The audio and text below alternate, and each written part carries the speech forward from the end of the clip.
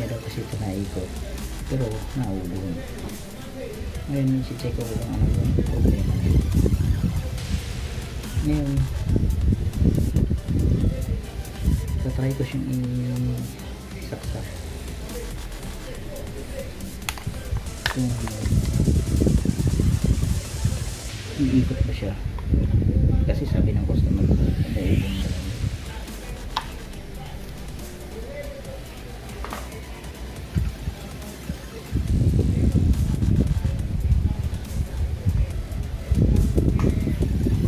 Mapapansin mo hindi na umigot pero umuubong siya. Ngayon tara na, babaklasin ko na ito. Titingnan ko kung ano yung problema nito sa likod.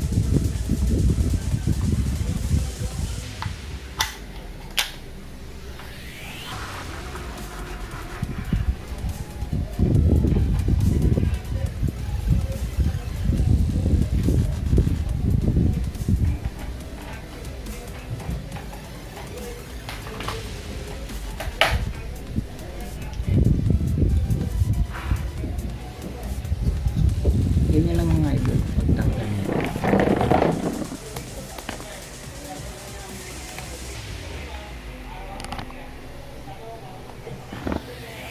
Yan, mabilis lang.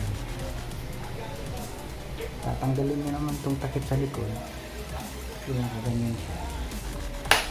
Ganyan mo. Tatanggalin nyo lang ito. Likod mo.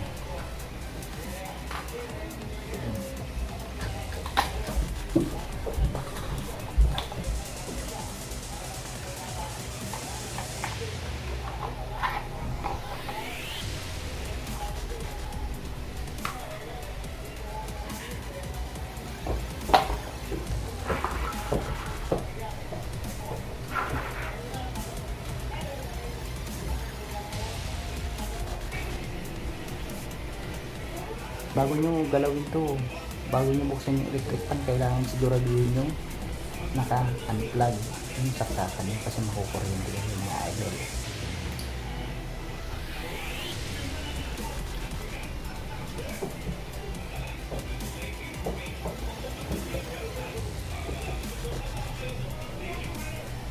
Ay, nakita ko na agad yung sira. Kung mapapansin nyo, may tama na yung capacitor niya. Yan sa gilid, nasunog na. Malamang ito yung problema na ito kasi kalimitan pero hindi na talaga kalimitan ito naman yung problema. Tsaka yung bushing nya, bushing sa loob. Ito kapag matigas na to, ito ang ganda pa, ang lambot pa. Pag inikot mo, lambot pa. Ibig sabihin hindi itong problema kasi lambot pa.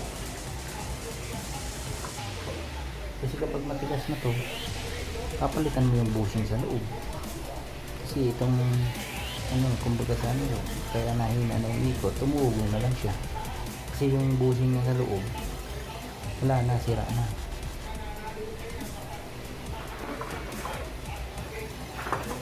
Try kong papalitan ng capacitor.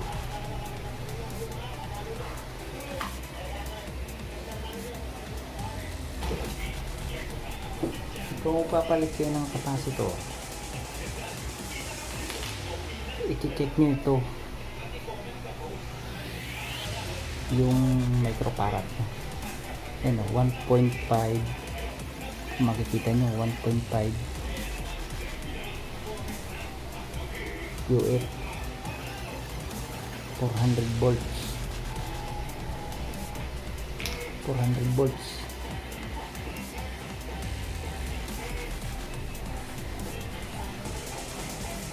Yan, dapat yung ipapalit nyo din capacitor,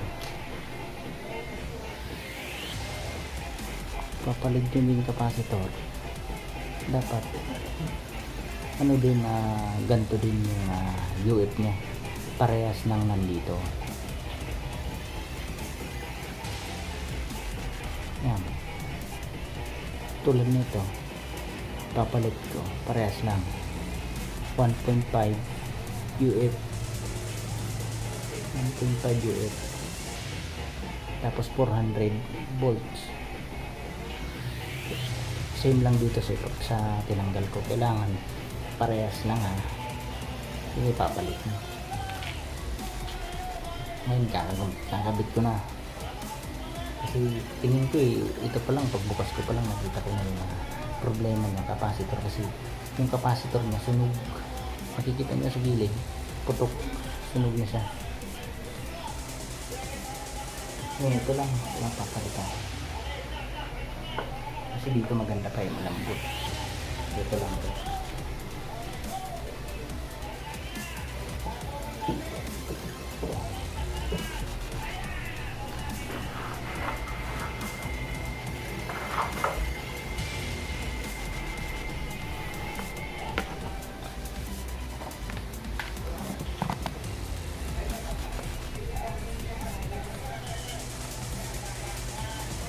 Ngayon mga idol, try ko na kung gagana na siya.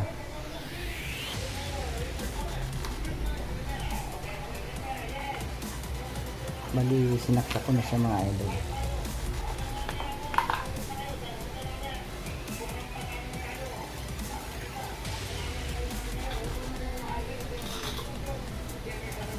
Ayun.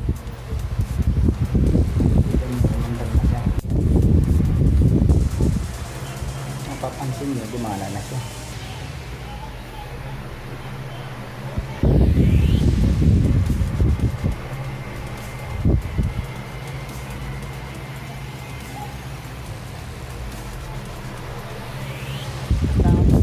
Yung capacitor niya napakamura lang, siguro mga 25 pesos o 30, so iba 50, so diba 25 pesos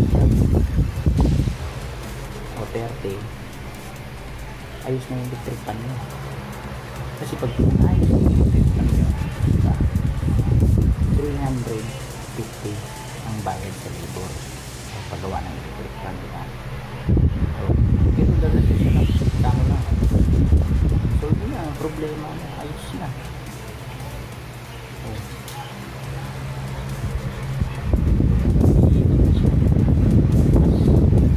Number 1 pa lang yan. Ayan.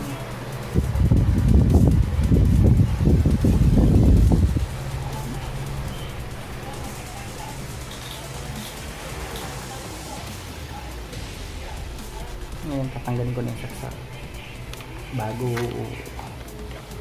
ano.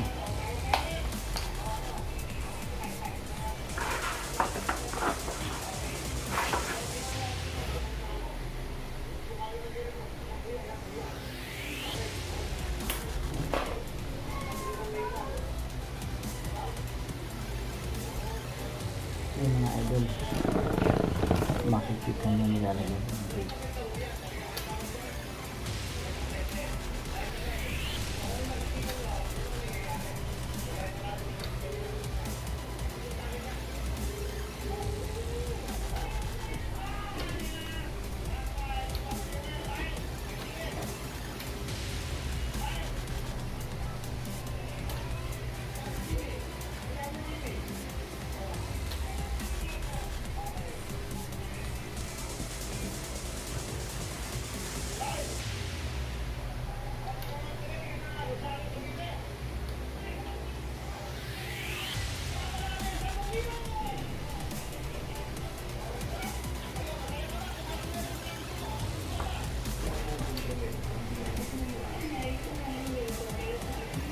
So dito idol, mga idol, capacitor, pag bibili kayo capacitor,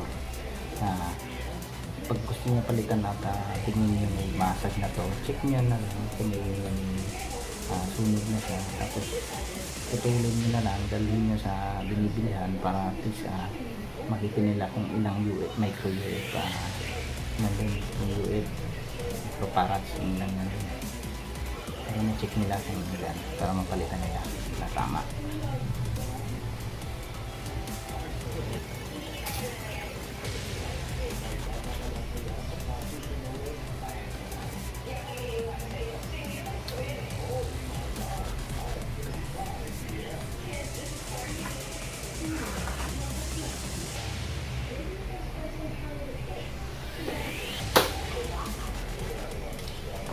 sure mga idol, bago nyo galawan dito, kailangan nakatanggal yung nakatanggal yung siya sa kanya, kasi baka makuryente ito.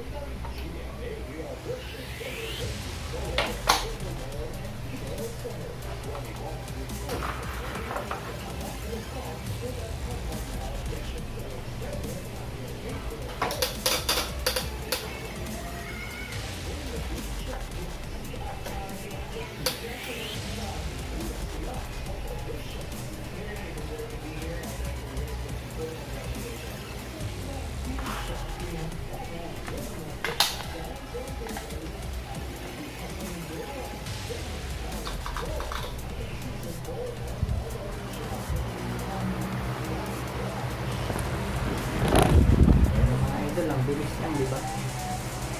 Napakadali lang.